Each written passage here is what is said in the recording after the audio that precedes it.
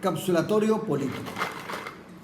Continuando con nuestra introspección respecto a las diferentes cápsulas que hemos estado trabajando y revisando y actualizando, corresponde ahora versar respecto a la número 3, la cual enfáticamente nos hablaba respecto a la política.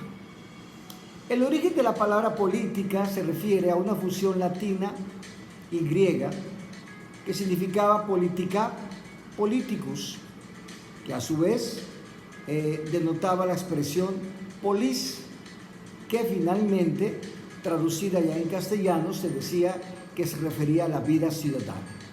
La vida ciudadana. Eso es la política, la vida ciudadana.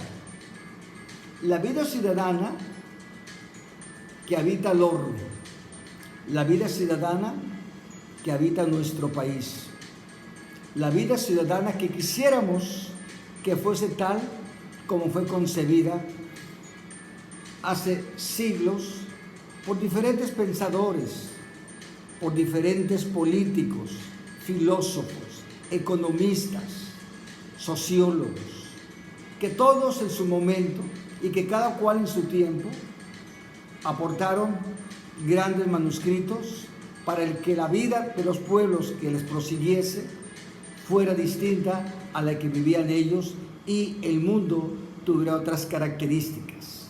La pregunta es, ¿cómo es la vida política de los pueblos? ¿Cómo se desarrolla? ¿Cuál es realmente su epicentro? ¿Qué es lo que buscan esos hombres que emergen de la vida ciudadana cuando deciden inmiscuirse en la maravillosa vida de la política que lamentablemente está distorsionada? Es quizá en ocasiones hasta nauseabunda y deja en ocasiones también un ingrato sabor de boca.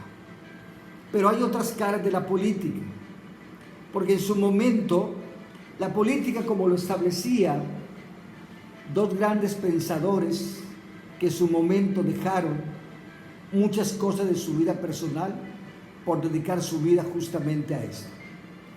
Como lo estamos viendo, vamos a hablar muy brevemente del legado de Max Weber y de Antonio Gramsci, pensadores que en su momento establecieron algunos conceptos importantes que hoy vamos a revisar.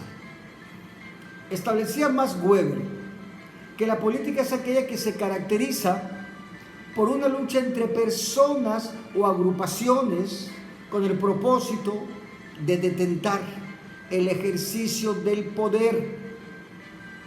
En cambio, Antonio Gramsci también hablaba que es la que se refería a aquella toma de decisiones por parte de los gobiernos, por parte de las agrupaciones parlamentarias dedicadas a la política y en última instancia,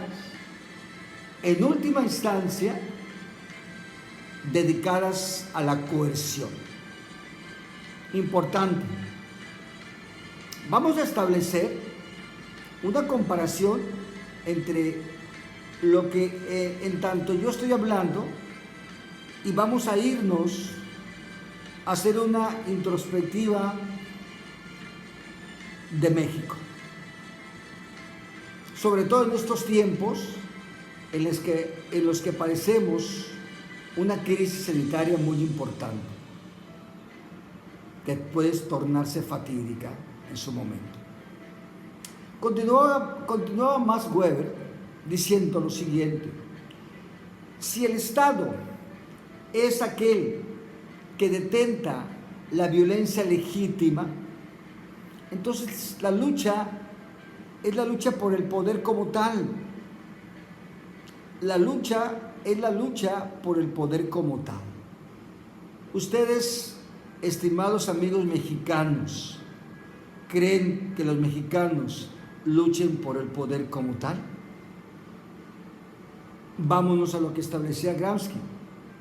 Es por ende entonces que la política se encuentra fuera del alcance de las masas y solamente está circunscrita para su desarrollo al ámbito burocrático y partidario. Es muy interesante que estos dos elementos se pusiesen ahorita sobre la mesa y tratar un poquito el tema de lo que está ocurriendo en el mundo y en nuestro país con respecto a esta pandemia provocada por este virus.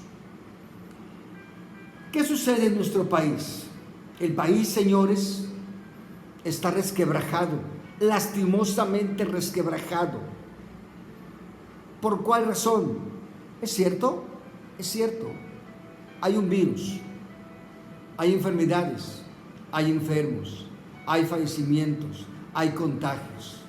Pero el peor contagio y el que más daño está haciendo es cómo han tergiversado esa vida ciudadana que visionaban o Weber, o Gramsci, o Maquiavelo, o grandes pensadores o políticos de otros países y de nuestro propio país.